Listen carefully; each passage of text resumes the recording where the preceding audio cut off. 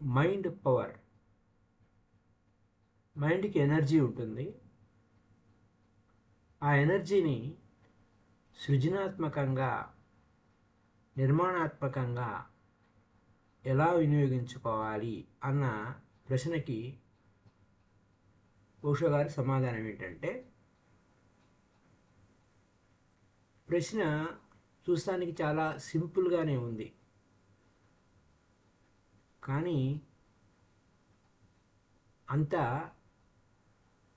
Simple question అయితే కాదు. మీరేమడుగుతున్నారు? Mind full of energy అన్నారు. ఆ ఎనర్జీని సృజనాత్మకంగా, నిర్మాణాత్మకంగా ఎలా వాడాలి అంటున్నారు. ఈ ఎనర్జీని ఎవరు వాడుతున్నారు? ఇది చాలా అద్భుతమైన పాయింట్. ఎవరు? మైండ్ ఎనర్జీ బాగానే ఉంది, కానీ దాన్ని ఎవరు వాడుతున్నారు? మనసే ఆ ఎనర్జీని వాడితే మాత్రం అది వినాశకర ధోరణికి వెళ్ళిపోతుంది. ఉదాహరణకి ఆ మైండ్ యొక్క ఎనర్జీ, ఆ ఎనర్జీ విషయంలో ఒక క్రియేషన్ ఆల్బర్ట్ ఐన్స్టీన్ని తీసుకుందాం. అతను ఏం చేశాడు? ఆటమిక్ బాంబు తయారు చేశాడు. అదే కనుక అతను మెడిటేషన్లోకి వచ్చినట్టయితే, ధ్యానంలోకి వచ్చినట్టయితే అది ఆటమిక్ బాంబు తయారయ్యేది కాదు. ఏం తయారయ్యేది? ఒక సృజనాత్మకత, ఒక క్రియేటివిటీ తయారయ్యేది. మైండే మాస్టర్ అయితే అది వినాశకర ధోరణి. ఈ ప్రపంచం అంతా ఒకసారి జాగ్రత్తగా చూసుకోవాలి. సైన్స్ పరంగా వరకు మనం చెప్పుకున్నాం. అయితే ఒక విషయం ఏంటంటే, ఇలా మైండ్ కనుక మాస్టర్ అయితే అది ప్రపంచమంతా దుఃఖమయం కావడానికి చాలా చాలా సహాయం చేస్తుంది. ఎందుకు? ఆ మనసు వినాశకర ధోరణి వైపుకి ఎక్కువ వినియోగించడం అలవాటైపోయింది. అది సృజనాత్మకమైన ఆలోచన ధోరణిలోకి వెళ్ళాలంటే దానికి గురువు కావాలి. మనసు ఏమిటి? సర్వెంట్. అయితే నీకు ఆ గురువు ఉన్నాడా? ఆ మనసుకి గురువు ఉన్నాడా? అది అక్కడ ఉన్న విశేషం. అప్పుడు దానివల్ల ఏమిటి? మనసు గురువు కావాలంటే మెడిటేషన్ లోపలికి తీసుకురావాలి. మెడిటేషన్ ద్వారా మాస్టర్ లోపలికి వస్తాడు, ఆ గురువు లోపలికి వస్తాడు ధ్యానం చేస్తే. అప్పుడు నువ్వు పూర్తిగా మెలకువగా ఉంటావు, కాన్షియస్గా ఉంటావు, అవేక్గా ఉంటావు, అవేర్గా ఉంటావు, జాగరూకుడవై ఉంటావు, నిత్య జాగరూకుడవై ఉంటావు. అందుకే పితామహ పత్రిజీ మనకి ఏం చెప్పారు? Meditation, enlightenment, awareness and mind power. లాస్ట్లో మైండ్ పవర్. ఆ మనోశక్తిని వినియోగించుకునే అవేర్నెస్ కావాలి, నువ్వు కాన్షియస్ కావాలి. So mind is your instrument, body is an obedient servant, కానీ మైండ్ ఏంటి? ఇన్స్ట్రుమెంట్. అయితే నీకు ఏం కావాలంటే దాన్ని చేయొచ్చు సరే ఆ ఇన్స్ట్రుమెంట్తో. Whatever you want to do with it you can do.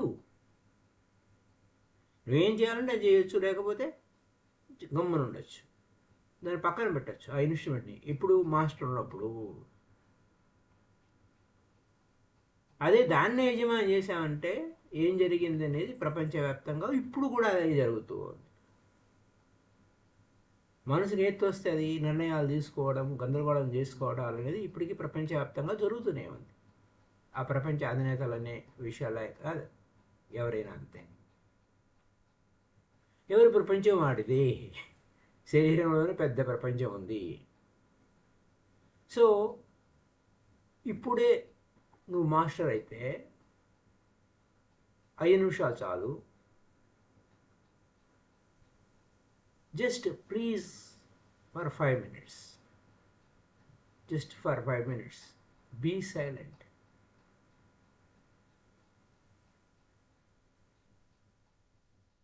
ఇప్పుడు నువ్వు మాస్టర్వే కాకపోతే ఏమైంది, నువ్వు మనసుని నిరోధించలేవు. ఎందుకంటే మెడిటేషన్ చేయకపోతే నువ్వు మనసుని కంట్రోల్ చేయలేవు, అదుపు చేయలేవు, సాధ్యం కాదు. మెడిటేషన్ చేయకపోవడం వల్ల ఏం జరుగుతూ వచ్చింది, 5 నిమిషాలు కూడా అది గమ్మున కూర్చోలేదు.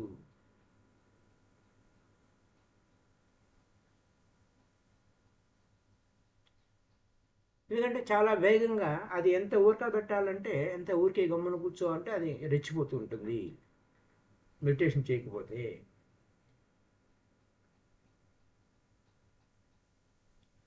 అప్పుడేంటి, నువ్వా నేనా ఎవరు మాస్టరు అని అంటుంది అది మనసు. దీనికి ఉదాహరణ ఒక టిబెట్లో జరిగినటువంటి ఒక కోతి కథ. చాలా ఫేమస్ స్టోరీ. ఒక గురువు దగ్గరికి వచ్చాడు, టిబెట్లో ఉన్న ఒక గురువు దగ్గరికి వచ్చాడు ఒక ఆయన. ఏమండి, మీ దగ్గర చాలా అద్భుతాలు ఉన్నాయని విన్నాను, చాలామంది మా చుట్టుపక్కల వారు, ఇరుగుపొరుగు వారు, మా ప్రాంతంలో, మా ఊర్లో అందరూ కూడా మీ దగ్గర చాలా అద్భుతమైన మిరాకిల్స్ ఉన్నాయి, కాబట్టి మాకు ఏదో ఒక మంత్రం బోధించండి అని. సీక్రెట్. అతను ఏం చేస్తున్నాడు, రాత్రి అనక పగలనక ఆ గురువుకి సేవ చేస్తూనే ఉన్నాడు. అతను తన ఏ పని లేదు, అదే పని. ఆయన చాలా వృద్ధుడు ఆ గురువు. ఏమన్నాడు ఆ మాస్టరు, ఆ సెయింటు, అయ్యా నాకేం తెలియదు, నువ్వు అనవసరంగా టైం వేస్ట్ చేస్తున్నావు, నీవేదో నీ పనులేదో నువ్వు చేసుకో, హాయిగా పోయి నా మీద నువ్వు 24 గంటలు ఇక్కడే కూర్చుంటున్నావు, డిస్టర్బ్ చేస్తున్నావు, నాకే యొక్క మిరాకిల్స్ ఏం తెలియవు, ఏం చేయమంటావు అన్నాడు. మీరు నన్ను పక్క తప్పించాలనుకుంటున్నారు, అంత ఈజీ ఏం కాదు, మీరు ఎంత మొండికేస్తే నేను అంతకన్నా జగమొండిని, నేను చాలా విన్నాను మీ గురించి, మీ రహస్యాలని దాచుకుంటున్నారు, ఇక్కడే చచ్చిపోతాను మీరు ఆ రహస్యం చెప్పకపోతే, ఆ సీక్రెట్స్ చెప్పకపోతే అన్నాడు.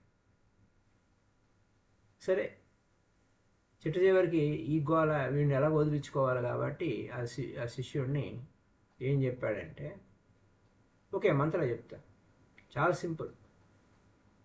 ఓం ఓం ఓం ఓం అని చెప్పి ఓంకారం చెయ్యి, అంతే. ఇది చాలా సింపుల్. మొత్తం మిరాకిల్స్ అన్ని అద్భుతాలన్నీ ఈ యొక్క మంత్రంలోనే ఉన్నాయి. దానితో నువ్వు ఎంత బాగా ట్యూన్ అవుతావో,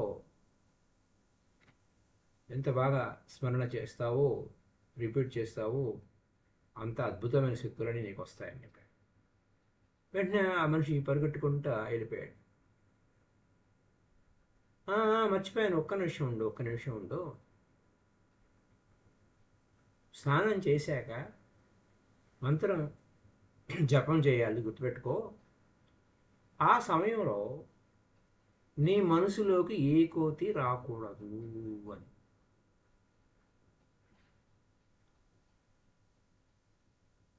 ఆ మనిషి ఏమన్నాడు, నవ్వుకున్నాడు. అసలు నా జీవితంలో ఇప్పటివరకు కోతి గురించి ఆలోచన రాలేదు, దాని గురించి ఏమో దిగులు పడద్దులేండి అని ఇంటికి వెళ్ళాడు. సో ఇంటికి వెళ్ళిన తర్వాత ఏమైంది,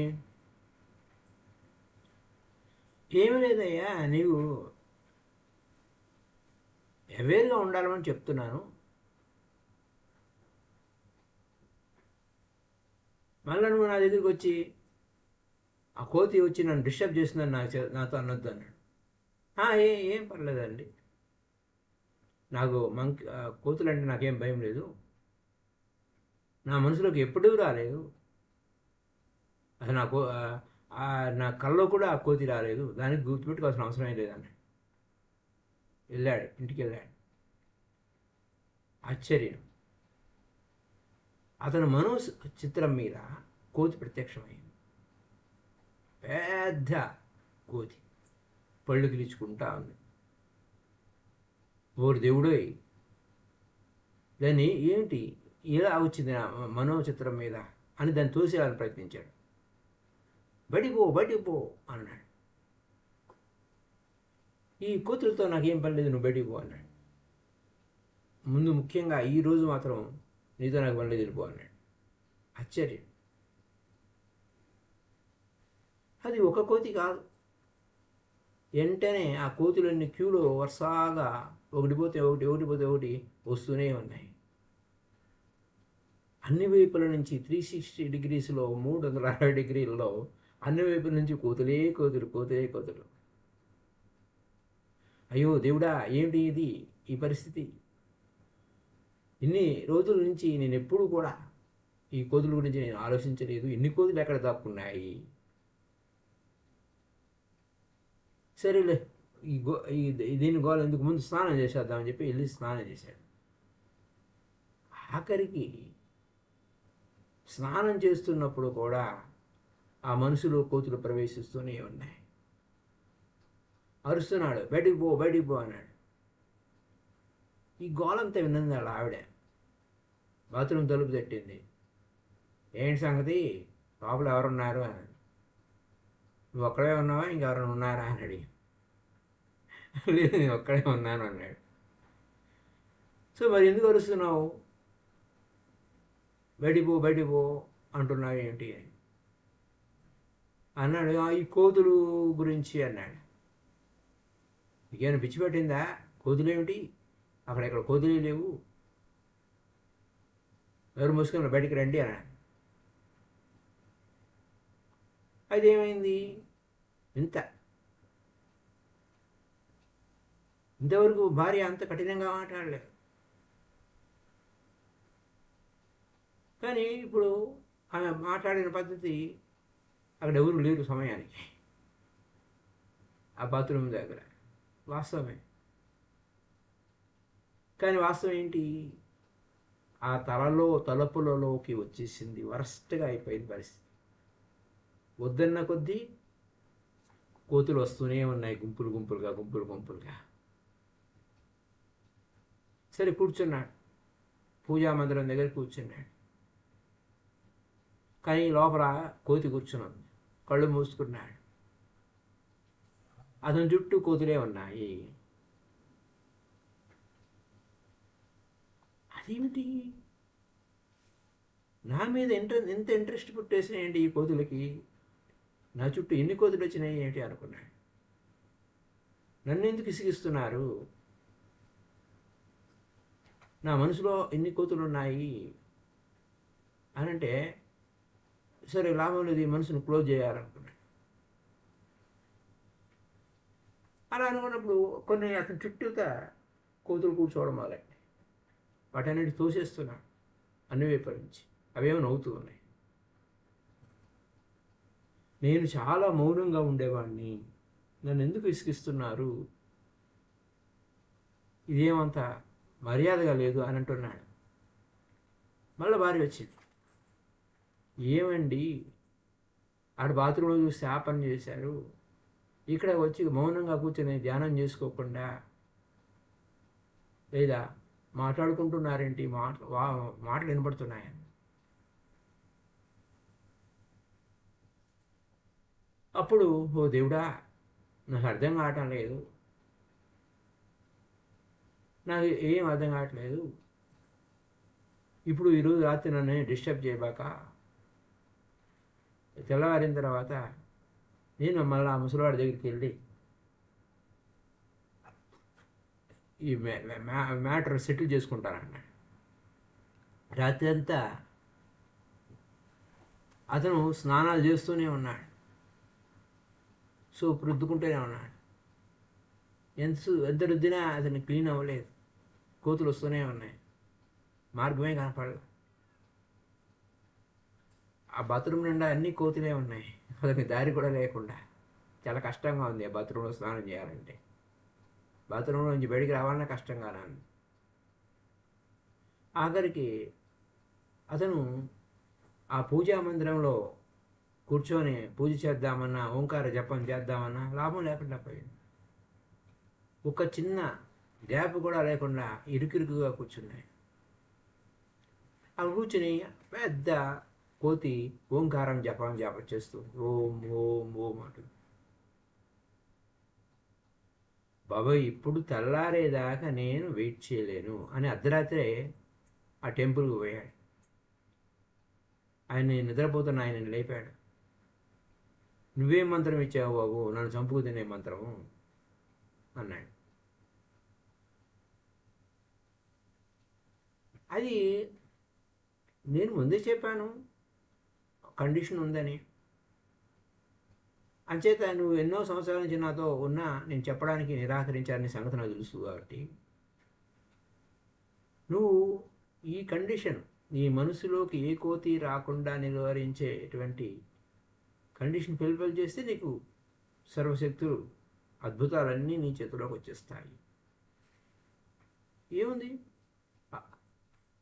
అయితే దాన్ని మరి ఈ కండిషన్ నువ్వు ఫుల్ఫిల్ చేయలేకపోతున్నావు, అన్ని కోతులే అంటున్నావు, నిద్రపోనివ్వటం లేదంటున్నావు, స్నానం చేయనివ్వట్లేదంటున్నావు, ఆ పూజా మందిరంలో ఉండనివ్వట్లేదంటున్నావు, రాత్రి అంతా స్నానాలు చేస్తూనే ఉన్నానన్నావు. ఓ వంజి ఈ అద్భుతాలు నాకు వద్దులే అను, అంతే కోతులన్నీ మాయమైపోతాయి. దానికోసం వచ్చాను నాయన, నాకు ఈ అద్భుతాలు వద్దు, పాడు వద్దు, నాకే రహస్యాలు వద్దు. ఈ కోతులు నన్ను వదిలిపెట్టే మార్గం చెప్పండి చాలు. నేను ఎక్కడ పోతే అక్కడే కోతులు వస్తున్నాయి. ఆఖరి షాప్ ఓపెన్ చేసినా అక్కడే కోతులు వస్తున్నాయి. ఆ షాపు నిండా కోతులే ఉంటున్నాయి. నేను చాలా పేద వ్యాపారస్తుడిని, మళ్ళీ ఇలా చేస్తే బిజినెస్ అంతా తప్పైపోతుంది. ఈ కోతులతో నా వల్ల కాదు, దయచేసి నాకు సహాయం చేయండి. ప్రాబ్లం ఏం లేదయ్యా, ముందు మిరాకిల్స్ నాకు కావాలి అనే ఐడియాని డ్రాప్ చేయి, కోతులన్నీ మాయమైపోతాయి. ఎందుకంటే ఆ మిరాకిల్స్కి, ఆ అద్భుతాలకి కాపలా ఈ కోతులే ఉన్నాయి.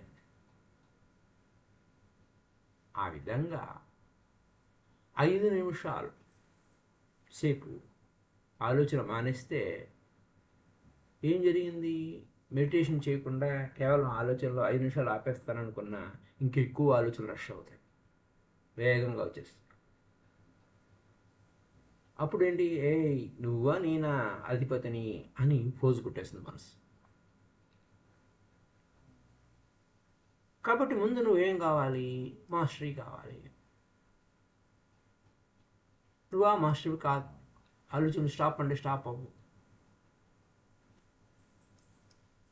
కాబట్టి అసలు నువ్వు ఆలోచనలు ఏ విధంగా వస్తున్నాయి, ఎందుకు వస్తున్నాయి అని ఆ ప్రాసెస్ గమనించాలి.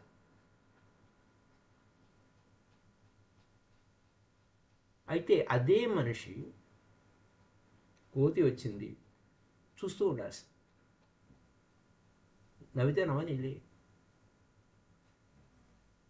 అవేం చేసినా చేయనీయలే.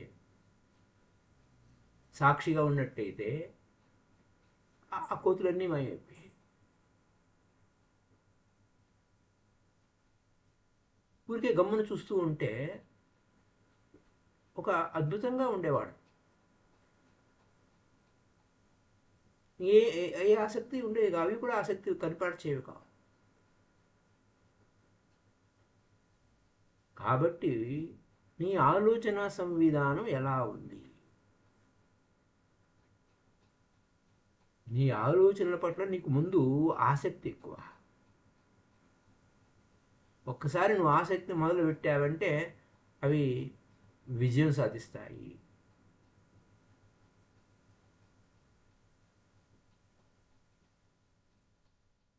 అవి విజయం సాధిస్తాయి. అలా కాకుండా నువ్వు వాచ్ చేసావు అనుకో, నువ్వేం అనలే, గమ్మున ఉండు, జడ్జిమెంట్ చేయకు. ఆలోచన వచ్చింది, మంచా చెడా ఏం వద్దు, ఊరికే చూస్తూ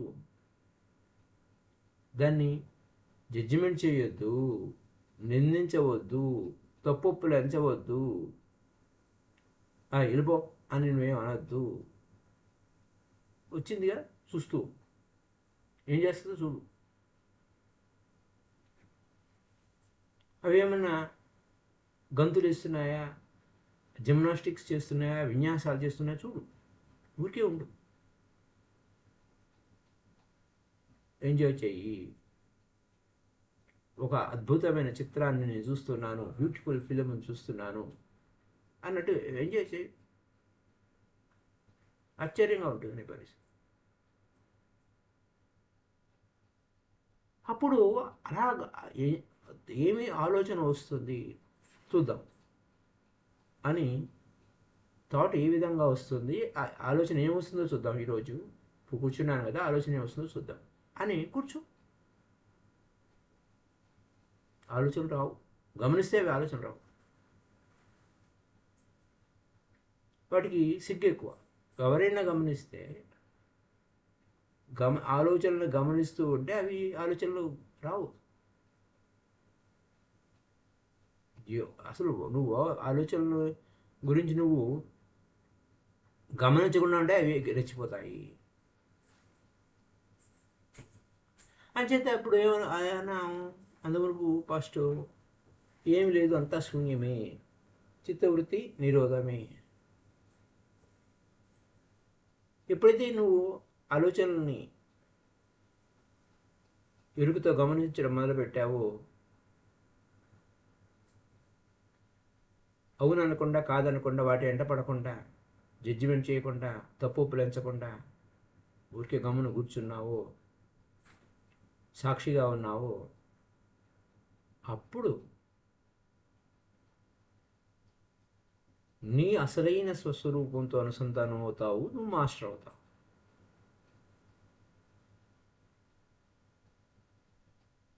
ఆ మాస్టర్ వచ్చాడు, గురువు వచ్చాడు. ఆ మాస్టర్ ఏంటి, పూర్తిగా పాజిటివ్గా ఉంటాడు.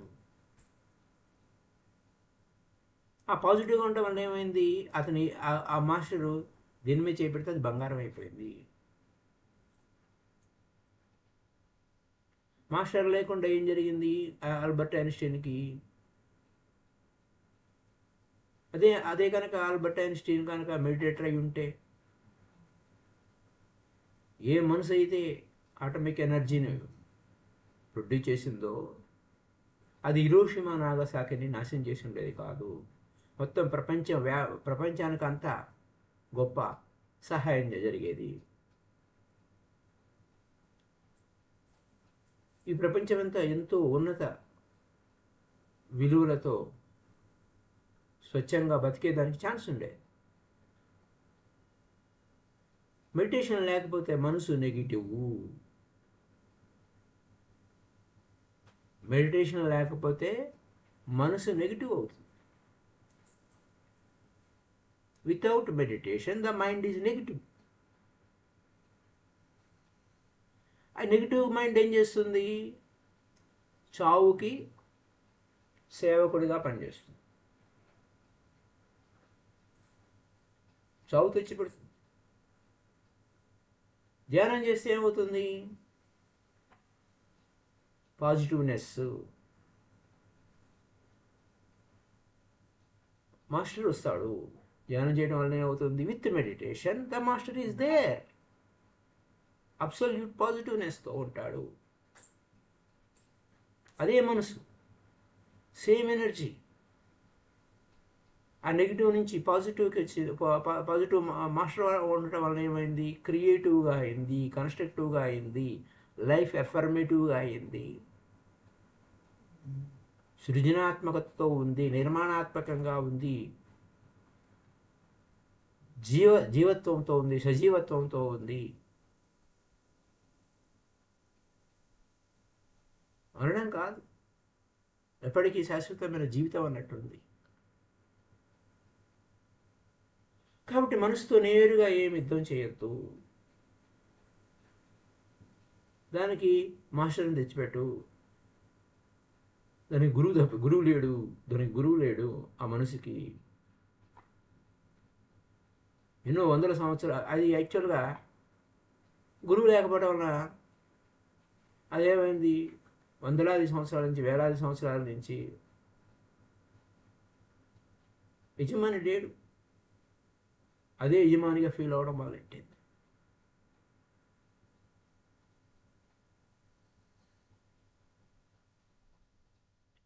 అదే గురువు వచ్చాడు, మాస్టర్ వచ్చాడు, యజమాని వచ్చాడు, ఆ సర్వెంట్ ఏం చేస్తాడు, కాళ్ళ మీద పడతాడు, ఆ గురువు కాళ్ళ మీద పడతాడు.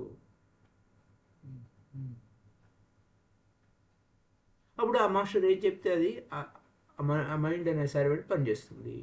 ఏం చెప్తే మాస్టర్ చెప్పాలి. So be a master. My dear friends, my dear master, be a master on your mind. So mind powerful ఇన్స్ట్రుమెంటే. కంప్యూటర్ ఏ కంప్యూటర్ అంత పవర్ఫుల్గా ఉండదు. మనిషి యొక్క మైండ్ కన్నా కంప్యూటర్ పవర్ఫుల్గా ఉండదు. ఎందుకంటే ఆ మిషన్ని తయారు చేసింది కూడా మనిషి యొక్క మనసే తయారు చేసింది. మనం నోథింగ్ కెన్ బి, ఏది సృష్టించినా మనిషే తన మనసుతో సృష్టించాడు ఇవన్నీ.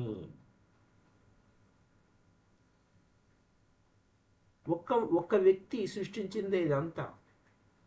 మన సోకాళ్ళు ఏ అని అదని ఇదని చాట్ జీపీటీ అని లేకపోతే మరొక పెద్ద వ్యవహారం అని అన్నీ ఒక మైండ్ సృష్టించిందే, ఒక మనిషి యొక్క మనసు సృష్టించింది ఇదంతా. Single man's mind has such immense capacity. అన్నిటికంటే ఆ యంత్రాల కంటే వాటన్నిటికంటే ఒక చిన్న కపాలంలో,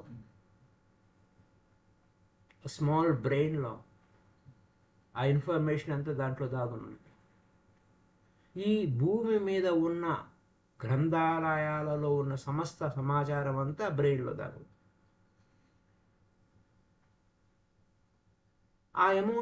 ఆ యొక్క మెమరీ, ఆ కెపాసిటీ ఎంతో సామాన్యమైంది కాదు. ఒక బ్రిటిష్ లైబ్రరీలోనే కొన్ని లక్షల పుస్తకాలు, కోట్ల పుస్తకాలు ఉన్నాయి. ఈ బ్రిటిష్ లైబ్రరీలో ఉన్న పుస్తకాలన్నీ ఒకదాని పక్కన ఒకటి, ఒకదాని పక్కన ఒకటి, ఒకదాని పక్కన ఒకటి పెడితే భూమి చుట్టుకొలతకు సరిపడే అన్ని పుస్తకాలు ఆ బ్రిటిష్ లైబ్రరీలో ఉన్నాయి. అలాగే మాస్కోలో ఒక లైబ్రరీ ఉంది, పెద్ద లైబ్రరీ. హార్వర్డ్లో ఒక చిన్న లైబ్రరీలో ఉంది, చిన్న లైబ్రరీ. ఇలాంటి మొత్తం పెద్ద పెద్ద యూనివర్సిటీస్లో అన్ని చోట్ల గ్రంథాలయాలు ఉన్నాయి, ప్రపంచవ్యాప్త గ్రంథాలయాలు. ఒక్క వ్యక్తి యొక్క మనసులో కెపాసిటీ ఆ మొత్తం గ్రంథాలయాల యొక్క సమాచారం అంతా ఆ బుర్రలో ఇమిడి ఉంది.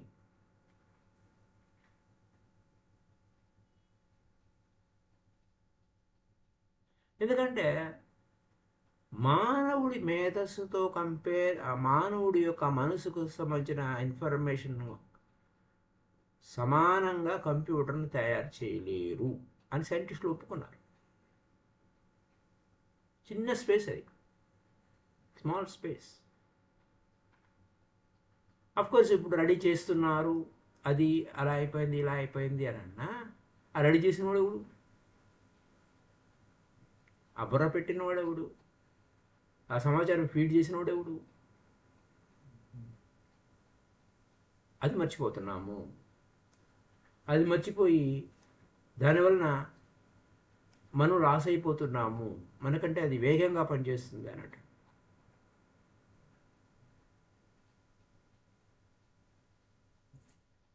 అయితే ఇక్కడ కీ ఏంటంటే,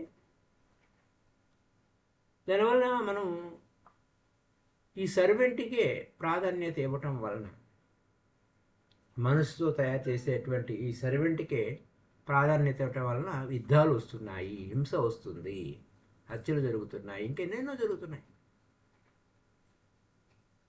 మనిషి ఏ విధంగా కాళరాత్రిలో జీవిస్తున్నాడు.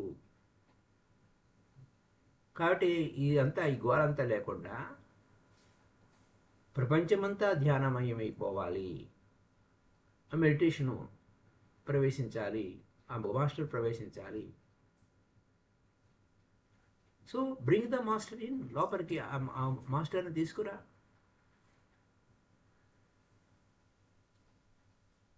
ఆ మాస్టర్ ఉంటే నువ్వు ఏం జరుగుతుంది ఎలా పట్టుకోవాలన్నది ఆయన అంటే సాక్షిగా చూడటం. సాక్షిగా చూడు,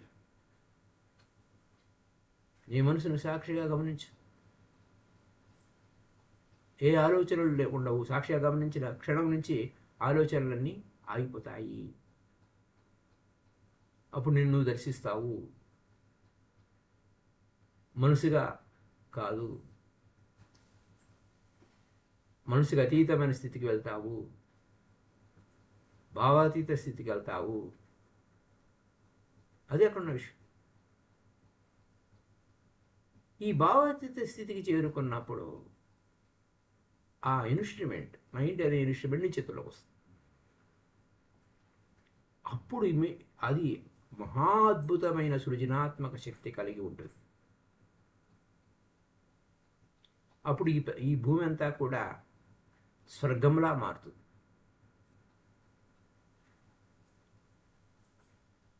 ఆకాశంలో ఎక్కడో స్వర్గం లేదు. ఈ భూమియే ఒకానొక దివి.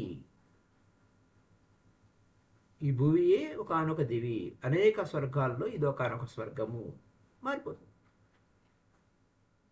కాబట్టి నరకం కూడా ఎక్కడో లేదు. నువ్వు ఆల్రెడీ నరకానికి సృష్టించేసావు. ఆ నరకంలో మనం నువ్వు ఆల్రెడీ నరకాన్ని సృష్టించావు కాబట్టి ఆ నరకంలో మనం అందరం నివసిస్తున్నాము. అది అక్కడ పాయింట్. సో మరికొన్ని విషయాలు రేపటి ఎపిసోడ్లో తెలుసుకుందాం. Thank you. Happy day to you all. అయితే మనకి ఈ నరకాన్ని సృష్టించిన నరకాన్ని స్వర్గంగా మార్చుకోగలిగేటువంటి సత్తా మెడిటేషన్ వల్లనే, ధ్యానం వల్లనే ఆ మాస్టర్ లోపలికి ప్రవేశిస్తాడు. మాస్టర్ యొక్క గైడెన్స్లోనే నీ స్వయముతో సింపుల్ ప్రాసెస్తో హాయిగా ఎరుకతో ఉండటం, శ్వాస గమనించడం వల్లనే జరుగుతుంది.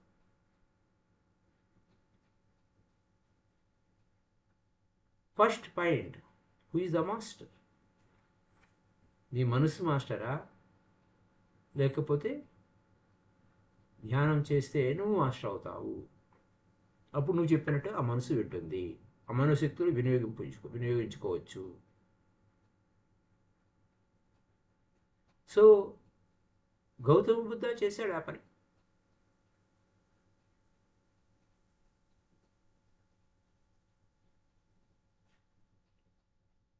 అయితే ఆ గౌతమ బుద్ధుడు ఆల్బర్ట్ ఐన్స్టీన్ అయి ఉండేవాడు.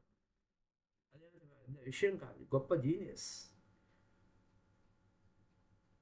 ఆయన అవేర్నెస్తో, కరుణతో, ప్రేమతో, బ్రహ్మానందంతో అందరినీ ట్రాన్స్ఫర్మేషన్ కోసం ప్రయత్నించాడు. గొప్ప శాస్త్రవేత్త గౌతమ బుద్ధుడు. సో ఆల్బర్ట్ ఐన్స్టీన్ చేసింది ఏంటి? ఆ మనసు మాస్టర్ లేకపోవటం వలన అతను మెడిటేషన్ చేయకపోవటం వలన దాన్ని తయారు చేసింది. అదే మెడిటేషన్ చేసి ఉంటే ఈ ప్రపంచం అంతా అద్భుతంగా, శాంతివంతంగా ఉండేది. సో మై డియర్ ఫ్రెండ్స్, రేపటి ఎపిసోడ్లో మనస్సు యొక్క అంతిమ పరిణామక్రమం ఏమిటి?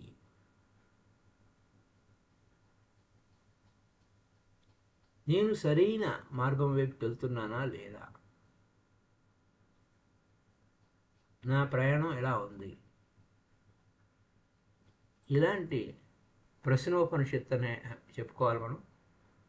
ప్రశ్నలకి సమాధానాలుగా మనకు అనేక విషయాలు చెబుతూ ఉన్నారు.